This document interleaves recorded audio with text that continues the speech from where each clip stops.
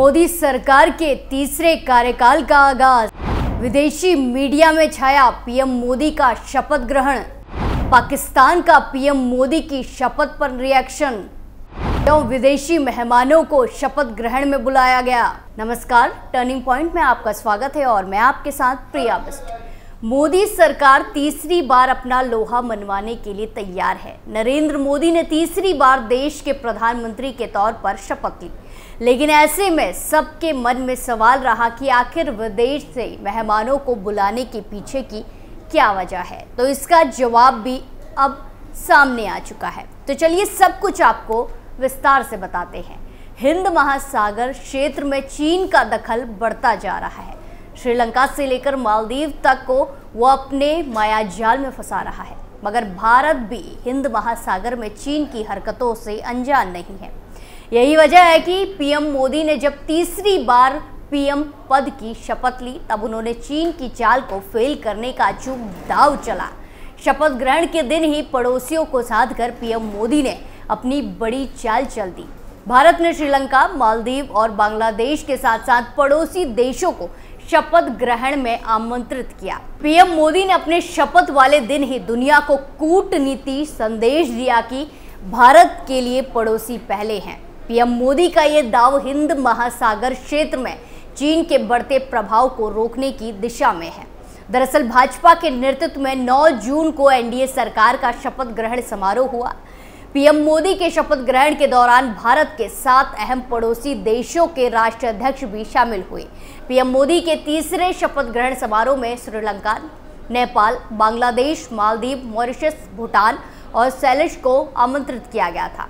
इनमें से 5 हिंद महासागर क्षेत्र के देश हैं, जबकि नेपाल और भूटान दशकों से भारत के अच्छे पड़ोसी रहे हैं।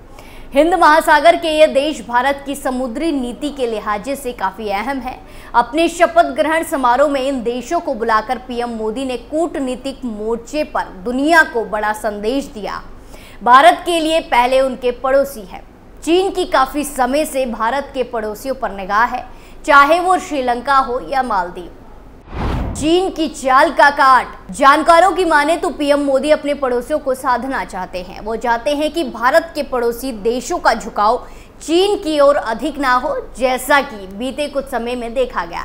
नेपाल, श्रीलंका और मालदीव बीते कुछ समय से चीन से अधिक प्रभावित हुए हैं। चीन ने श्रीलंका, मालदीव को अपने फायदे के लिए टारगेट किया है। चीन की वजह से ही बीते समय में नेपाल के रिश्तों में खटास आई। ड्रैगन की वजह से ही भारत का मालदीव के साथ रिश्ता तनाव में आया। हालांकि अब भारतीय प्रयासों से ये देश अब ट्रैक पर आने लगे हैं।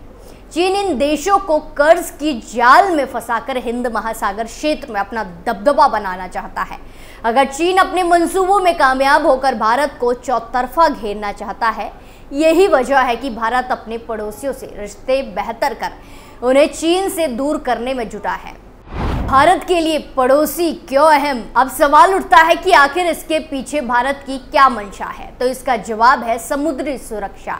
चीन समंदर का सिकंदर बनना चाहता है। वो हिंद महासागर पर अपना एक छत्र राज चाहता है।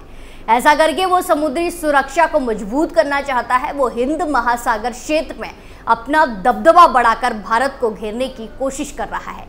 यही वजह है कि भारत हिंद महासागर क्षेत्र में चीनी दखल को रोकना चाहता है। चीन लालच प्रलोभन देकर भारत के पड़ोसी देशों को अपने पाले में लाना चाहता है।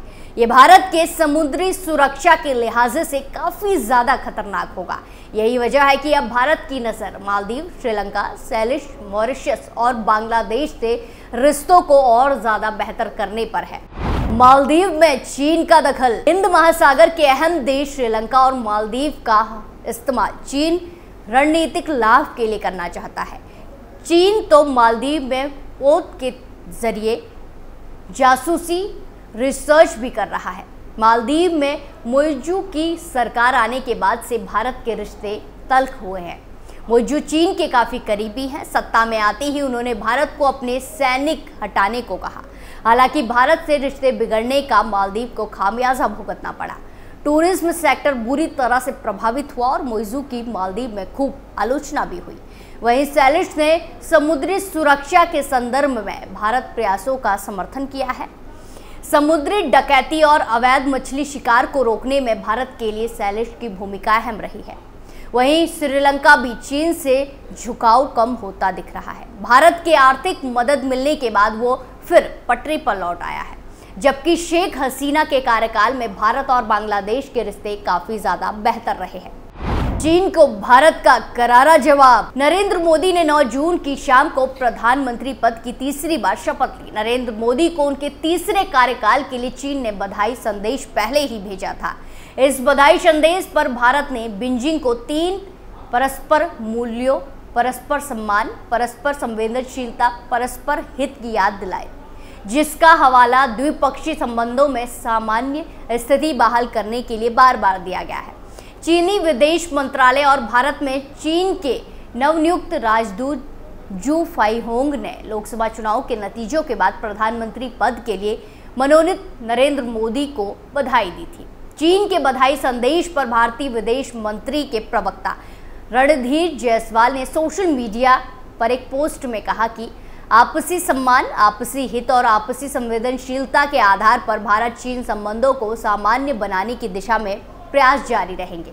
दरअसल चीन ने अपने बधाई संदेश में दोनों देशों के बीच स्वस्थ और स्थिर संबंधों की बात कही थी। आपको बता दें कि पूर्वी लद्दाख में चीन के दुस्साहस के कारण सैन्य गतिरोध बना हुआ है और दोनों देशों के संबंध बुरी तरह से प्रभावित हुए हैं। पश्चिमी क्षेत्र में 4 बिंदुओं पर सैन्य वापसी हासिल कर ली गई है, लेकिन 21 दौर की सैन्य और 15 दौर की कूटनीतिक वार्ता के बाद भी देवसांग और डेमचोंग क्षेत्र में यह हासिल नहीं हो पाया है। गतिरोध के बाद से पीएम मोदी और शी जिनपिंग की कोई औपचारिक बैठक नहीं हुई है। हालांकि पिछले साल ब्रिक्स शिखर सम्मेलन और साल 2022 में G20 शिखर सम्मेलन के दौरान उनके बीच औपचारिक बातचीत हुई थी। मोदी और शी अगले महीने कजाकिस्तान में SCO शिखर सम्मेलन में फिर से आमने सामने होंगे। दोनों नेताओं के बीच द्विपक्षीय बैठक का अभी तक कोई प्रस्ताव नहीं है। चीन के साथ संबंधों को देखते हुए पीएम नरेंद्र मोदी अपने तीसरे कार्यकाल में भी चीन से स्वच्छंद कारनामों पर अंकुश लगाने की दिशा में काम करेंगे, ऐसा माना जा रहा है। इसकी झलक उनके शपथ ग्रहण समारोह में आमंत्रित किए गए पड़ोसी देशों के प्रमुखों से भी लगती है। नरेंद्र मोदी इस कार्यकाल में भी चीन को रोकने की दिशा में अपने पड़ोसी देशों के साथ भारत के संबंधों को प्रांगण करेंगे। इस शपथ ग्रहण समारोह में भारत के पड़ोसी और हिंद महासागर क्षेत्र के नेताओं को विशिष्ट अतिथि के रूप में सादर आमंत्रित किया गया। इसे पड़ोसी देशों के प्रति भारत की प्राथमिकता के तौर पर देखा जा रहा है। शपथ ग्रहण समारोह में श्रीलंका, मालदीव, बांग्लादेश, नेपाल, भूटान को प्राथमिकता दी गई। श्रीलंका के राष्ट्रपति रानिल विक्रमसिंघे, मालदीव के राष्ट्रपति डॉक्टर मोहम्मद मुइज़ू, सेलेश के उपराष्ट्रपति मोहम्मद अफीक, बांग्लादेश के प्रधानमंत्री शेख हसीना, मॉरिशस के प्रधानमंत्री प्रविंद कुमार जगन्नाथ, नेपाल के प्रधानमंत्री पुष्पकमल देहत प्रचंड और भूटान के प्रधानमंत्री शेरिंग तोब्गे ने प्रधानमंत्री मोदी के शपथ ग्रहण समारोह का निमंत्रण स्वीकार कर लिया है। श्रीलंका, मालदीव, भूटान, नेपाल और बांग्लादेश दरअसल भारत ऐसे पड़ोसी देश हैं जिन्हें भारत के खिलाफ लंबे समय से इस्तेमाल करने की रणनीति पर चीन काम करता रहा है। कहा जा रहा है कि भारत इन देशों से संबंधों को और प्रांगण बनाकर चीन की चाल को नाकामयाब करता रहेगा।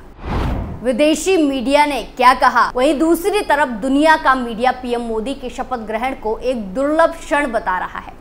नई दिल्ली के राष्ट्रपति भवन के लॉन में शपथ ग्रहण समारोह हुआ, जिसमें भारत के कई पड़ोसी देशों के नेता शामिल हुए। भारतीय अरबपति गौतम अडानी और मुकेश अंबानी भी इसमें शामिल हुए। द फाइनेंशियल टाइम्स ने अपनी खबर में लिखा, पद की शपथ लेने से पहले मुस्कुराते हुए पीएम मोदी ने भीड़ को प्रणाम किया। भीड़ उनके नाम का नारा लगा रही थी। रिपोर्ट ने इसे दुर्लभ मौका बताते हुए लिखा कि मोदी आज़ादी के बाद जवाहरलाल नेहरू के बाद प्रधानमंत्री के रूप में लगातार तीसरी बार सेवा देने वाले दूसरे व्यक्ति हैं। पाकिस्तानी अखबार डॉन ने अपनी रिपोर्ट में लिखा, नरेंद्र मोदी ने एक चौंकाने वाले चुनावी झटके के बाद रविवार को तीसरे कार्यकाल के लिए भारत के प्रधानमंत्री के रूप में शपथ ली। दुनिया के सबसे बड़ी आबादी वाले देश में गठबंधन सरकार में नीति निश्चयता सूचिता करने की उनकी क्षमता का परीक्षण होगा। यूएस की एबीसी न्यूज ने लिखा, उनकी हिंदू राष्ट्रवादी बीजेपी ने 2014 से 2019 में भारी बहुमत से जीत हासिल की। नवीनतम राष्ट्रीय चुनाव में अपने दम पर बहुमत हासिल करने में विफल रही। ये पहली बार है जब मोदी नेतृत्व में बीजेपी को संसद में बहुमत के लिए अपने क्षेत्रीय सहयोगियों के समर्थन की जरूरत पड़ी। अल जजीरा ने अपनी रिपोर्ट में लिखा कि मोदी पर यह सुनिश्चित करने का भी दबाव है कि भारत की आर्थिक असमानता न बढ़े। पिछले वित्तीय वर्ष में भारत की अर्थव्यवस्था 8.2% की दर से बढ़ी, लेकिन घरेलू स्तर पर पर्याप्त नौकरियों की कमी, महंगाई, कम आय और धार्मिक फ्लॉट लाइन में मतदाताओं को उन्हें रोकने को प्रेरित किया। यानी कुल मिलाकर शपथ ग्रहण में भी पीएम मोदी ने पूरी तरह से कूटनीति से काम लिया। टर्निंग पॉइंट में फिलहाल के लिए इतना ही। बाकी तमाम खबरों के लिए देखते रहिए कैपिटल टीवी। नमस्कार।